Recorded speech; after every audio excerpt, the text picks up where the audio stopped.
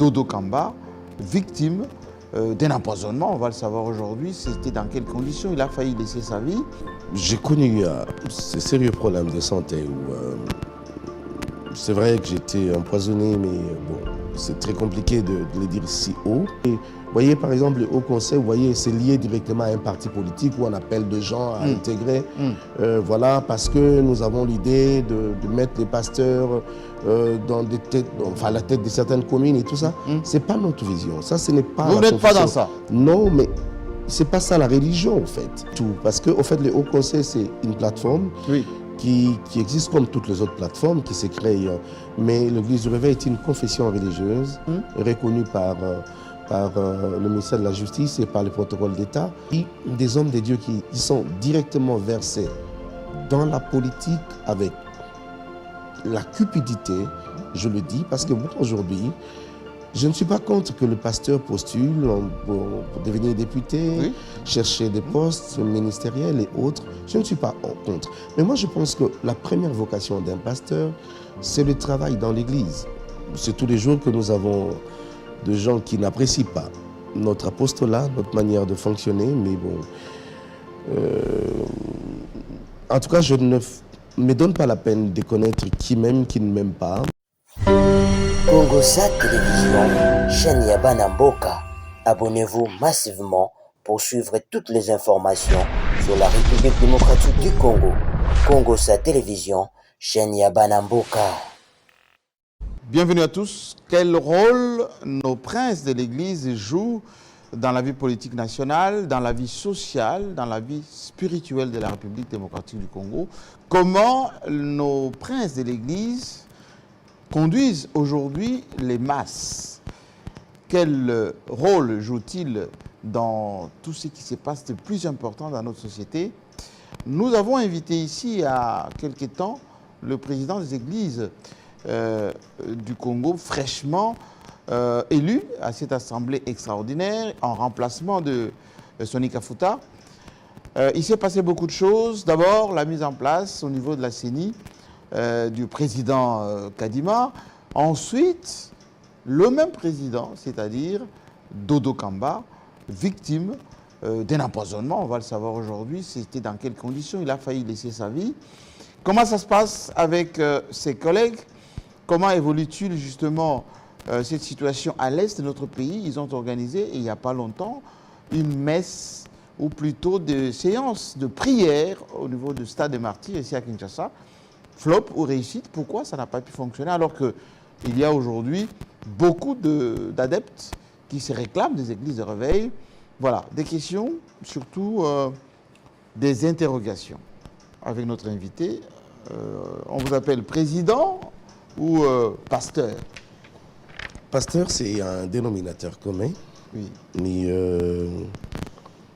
de par mes fonctions au niveau de l'Église du Réveil du Congo, je suis évêque général, qui veut dire à la responsabilité de tous les évêques qui sont de notre confession religieuse, et président également national de notre confession religieuse, et aussi président de la plateforme des confessions religieuses.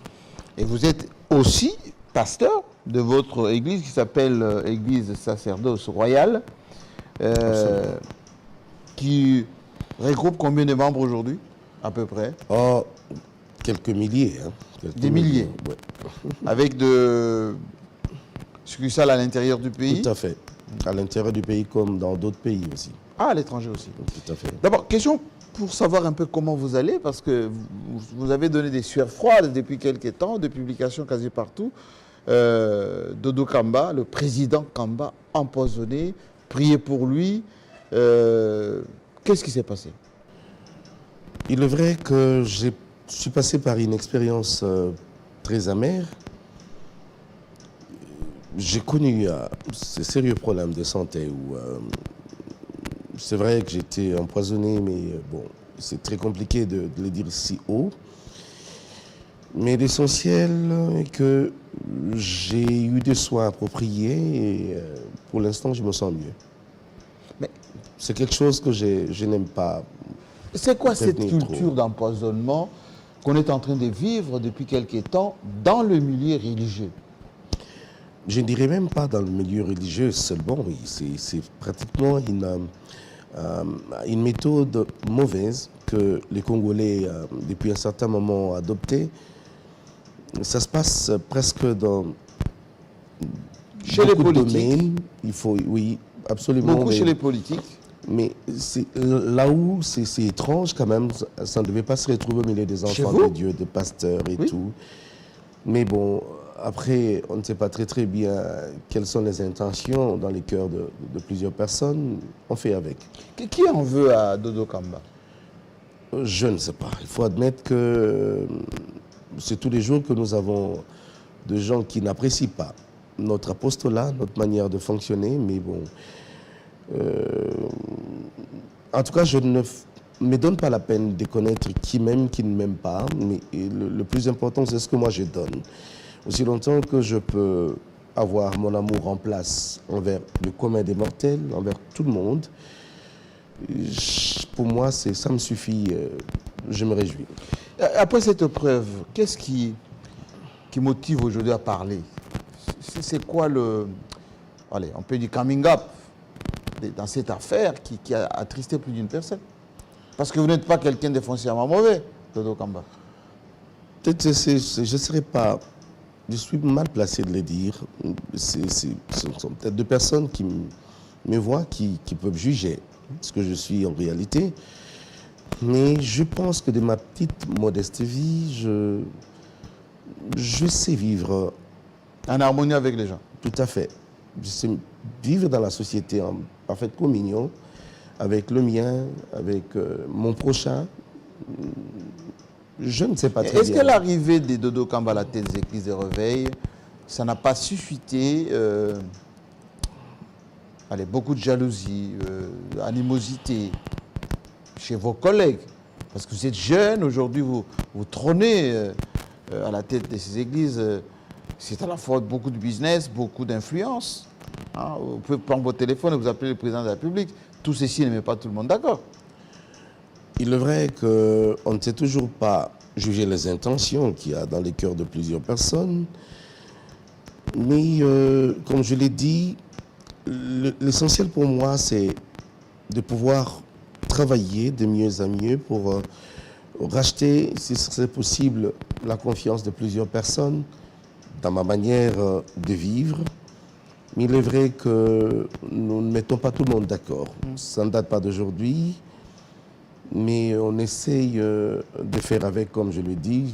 Je me sens très gêné, mais c'est un fonctionnement naturel. Des précautions quand même, des précautions désormais après si vous êtes... Absolument, absolument. J'ai eu pas mal de conseils. Vous savez, les précautions, c'est toujours le prendre, mais... on n'a toujours pas une possibilité de tout contrôler, de tout prévenir. Il y a quelque chose qui me gêne de Dodo Kamba. Vous avez été mis en place pour mettre de l'ordre dans le mouvement des églises de réveil. Même les Soni Kafuta, les autres qui étaient en quelque sorte un peu en dissidence, j'ai l'impression qu'ils se sont tus.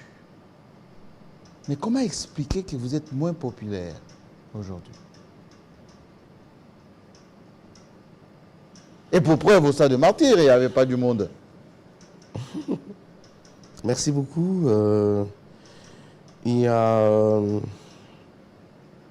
Ta question va dans le sens où je trouve la réponse dans deux paramètres. Le premier paramètre, c'est... vous voulez savoir... D'abord... Est-ce que les réformes attendues ont eu lieu? C'est ça la question. C'est-à-dire la réforme que je devais apporter, mettre de l'ordre d'abord. Oui. Et le deuxième paramètre, c'est la popularité.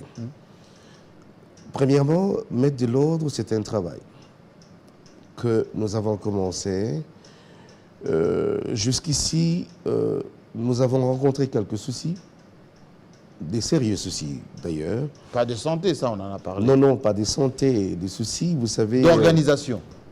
Pas forcément, mais de mentalité. C'est-à-dire, on vous obéit moins. Bon, en tant que président, je veux dire. Non, mais écoutez, ce n'est pas comme dans l'armée. Hein. Vous savez, vous venez, notre confession religieuse, c'est l'ensemble de plusieurs communautés.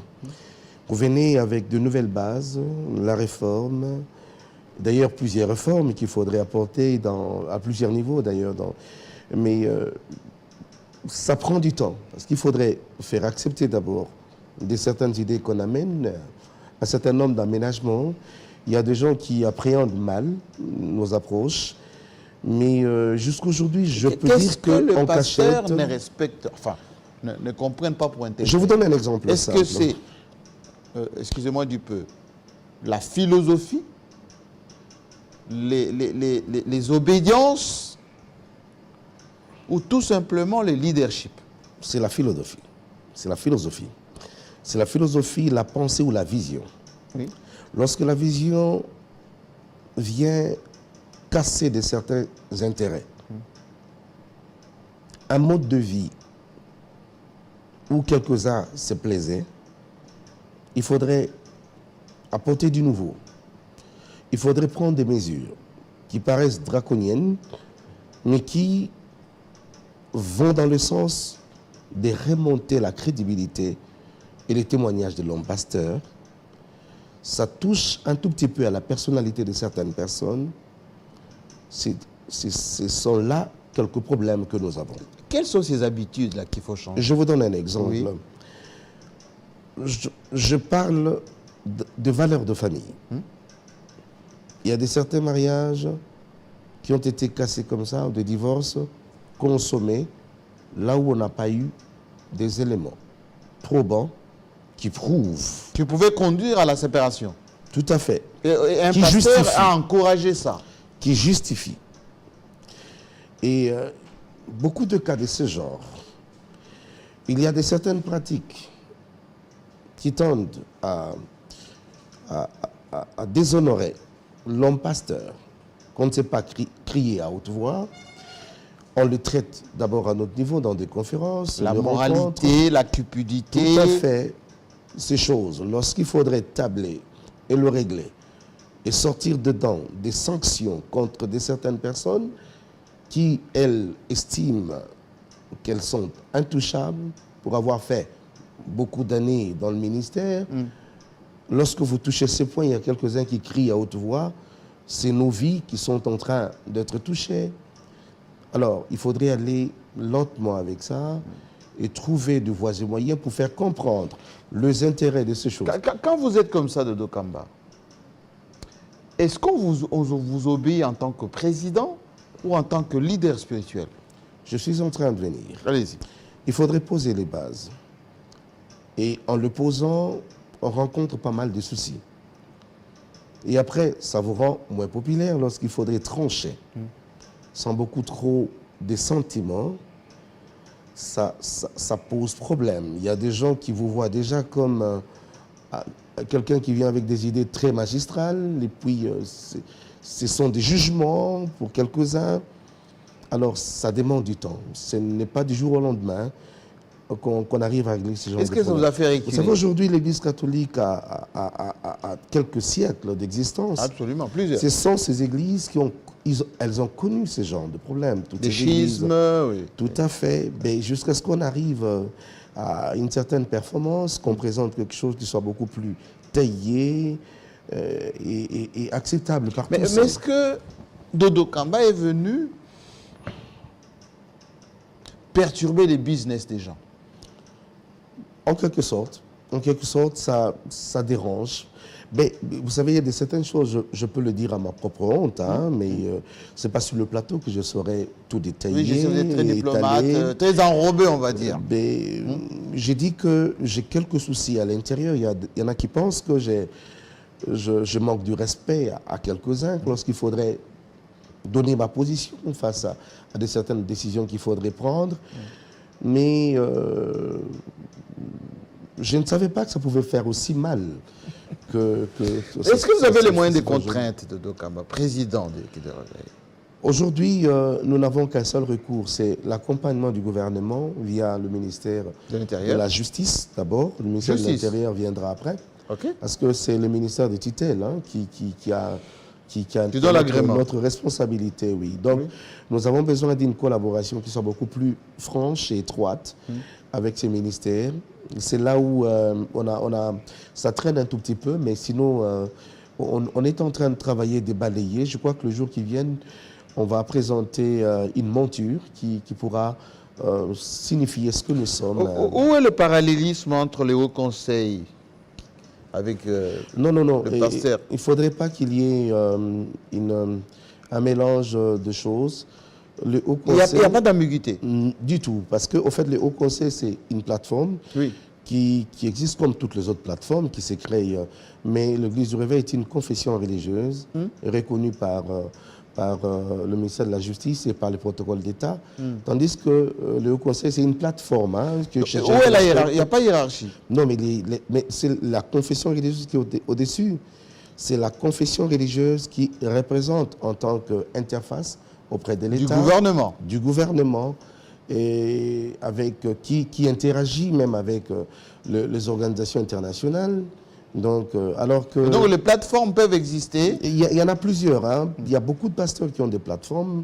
Ça peut se créer. Vous voyez, par exemple, le Haut Conseil, vous voyez, c'est lié directement à un parti politique où on appelle des gens à intégrer.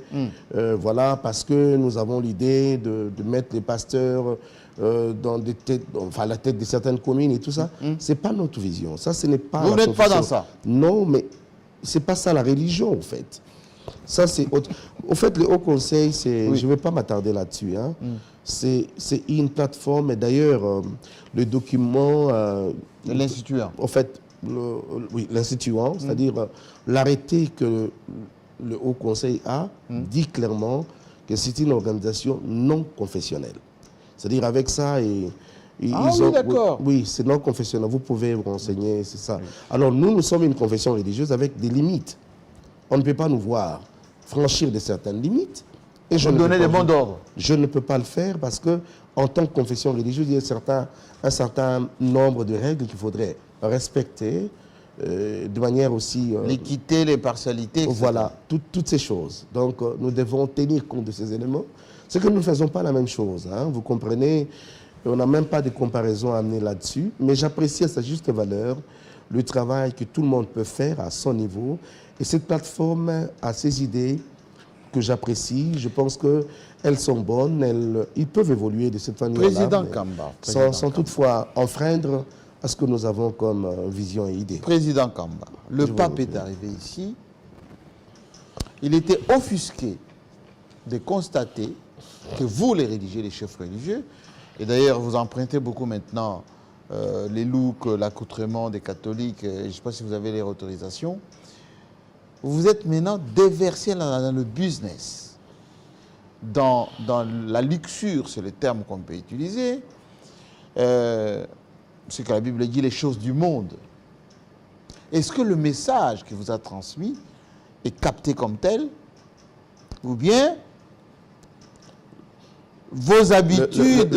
Le mercantilisme. Oui, surtout le mercantilisme, parce qu'il y a une espèce des églises à 5 paniers. Moi, j'étais quelque part, je vis 5 paniers.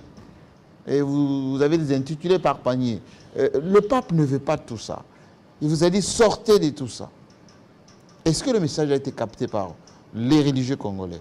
Je pense que, pour être honnête et réaliste, j'apprécie le travail du pape et son message. Il n'a pas été directement dans ce sens-là, mais il a parlé... Il s'est adressé aux catholiques, hein? Il a parlé aussi à tous les serviteurs de Dieu dans le pays. Tous, nous avons reçu ce message. Et il s'agit des hommes de Dieu qui sont directement versés dans la politique avec la cupidité, je le dis, parce que moi, aujourd'hui, je ne suis pas contre que le pasteur postule pour devenir député, chercher des postes ministériels et autres. Je ne suis pas contre. Mais moi, je pense que la première vocation d'un pasteur, c'est le travail dans l'Église. Et nous disons, Jésus-Christ revient bientôt, il peut venir aujourd'hui. Je n'ai pas besoin de rater les ciels pour le matériel et pour le reste. Moi, je crois qu'il y a un problème aussi de compréhension et d'appréhension. Et là, si un pasteur abandonne son travail, son apostolat... Il est dans les meetings, les enrôlements... Alors, il y a aussi beaucoup de choses. Mais je crois aussi humblement qu'il y a de ces serviteurs de Dieu, exceptionnellement, que Dieu peut appeler... Mais qui font les deux correctement? Oui, il y en a. Ils font les deux correctement?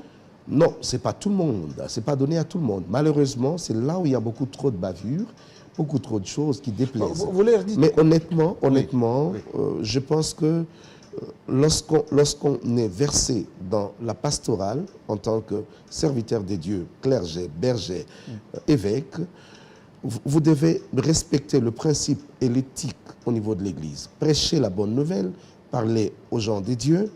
Il est vrai que les offrandes constituent des collectes qui nous aident à construire nos temples et à assister aussi les démunis et les malheureux. Ça ne pose mais aucun pas à problème. outrance. Non, pas à outrance. Vous êtes dans une concurrence des chapelles, qu'est-ce qu'on constate? Des véhicules, des costumes, enfin, y compris parfois les femmes. Où est-ce qu'on en est maintenant? Non. Mais moi, je dis que ce sont des choses qui nous accompagnent, mais qui ne doivent pas être mis au premier plan. Je suis aujourd'hui désolé qu'on ait cité le matériel. Oui. Pour moi, ce sont des choses éphémères. François ne veut pas, lui, le pape. Malheureusement, donc, il y a aussi le mélange de beaucoup de choses. Il y a des pasteurs qui font de la politique active, qui vraiment, parfois, ternissent l'image de l'homme de Dieu. Là, il faudrait aussi recadrer. Mais le président Kamba dit à ce pasteur-là? On est plein dedans avec les échanges qui arrivent. Ne vous en faites pas. Nous avons pris l'option. Je crois que les jours qui viennent, nous allons essayer d'hausser un peu le temps. Et c'est là où se trouve le problème. On nous confond avec beaucoup de gens qui font le mélange. Je le dis bien, je répétais, je l'ai dit même à quelques ambassadeurs que j'ai eu l'occasion de rencontrer. Nous sommes des hommes d'église. Moi, je suis fier d'être pasteur. Je ne cours jamais derrière le poste politique. Je ne cours pas derrière une nomination quelconque ou construire une base électorale pour on peut le dire. Député. Je ne cours pas derrière ces choses. Je suis fier d'être pasteur et je fais bien mon travail. Je sais que c'est d'abord, je serai d'abord coté par Dieu lui-même. Et après, c'est le peuple qui apprécie le travail que je fais. Et nous interpellons le pasteur à tout moment à la conscience. Nous les appelons à la conscience pour pouvoir comprendre que le travail que nous avons d'abord à l'Église est énorme. Nous avons d'abord beaucoup à faire. Vous savez, ce peuple a d'abord besoin de comprendre sa vocation. Il faudrait lui dire sa tâche proprement dite. Ce peuple a le devoir de pouvoir non seulement prier, mais défendre la patrie et remplir son rôle d'un bon citoyen. Mais si on ne sait pas l'enseigner, simuler, de l'autre côté, la parole de Dieu, la Bible, avec le civisme, de lui faire comprendre, surtout en cette période très décisive, très déterminante, où la communauté internationale a les yeux braqués sur le pays. Si on ne fait pas attention, le pire nous attend après. Nous avons le devoir d'avoir un discours qui convient à la population. Je pense que le travail à l'Église est énorme. On n'a pas tous besoin d'aller là-bas à la politique, mais on a besoin d'enseigner. Je crois par contre qu'on peut avoir des enfants à l'Église, des fils dans la foi, qui remplissent de certains critères, qui répondent au profil, qui peuvent faire la politique sans qu'il y ait de problème. Et pas vous. Est-ce que quand vous êtes comme ceci, qui vous écoute de tous ces gens? Là, autour de vous. Vous avez dit? Avec tout ce qui vous entoure ici, est-ce que ces messages passent? Le message passe. Il faut admettre une chose. Il faut qu'on augmente le volume de l'audimat. S'il faudrait que j'utilise ces termes, là je suis carrément dans le média, dans votre monde. Oui. Donc c'est là où nous voulons intensifier un peu notre mode de communication pour que les gens nous écoutent assez. Mais pour ceux qui sont avec nous, on est en train de régler pas mal de choses. Ils vous suivent? Ben, il y a des milliers. Ils vous obéissent, c'est le terme. Tout à fait. Des milliers de pasteurs, des milliers, alors je dis des milliers de pasteurs sur toute l'étendue de la République qui me suivent et qui obéissent à la lettre sur certaines règles que nous établissons. Congosat Télévision, chaîne Yabana Mboka. Abonnez-vous massivement pour suivre toutes les informations sur la République démocratique du Congo. Congosat Télévision, chaîne Yabana Mboka.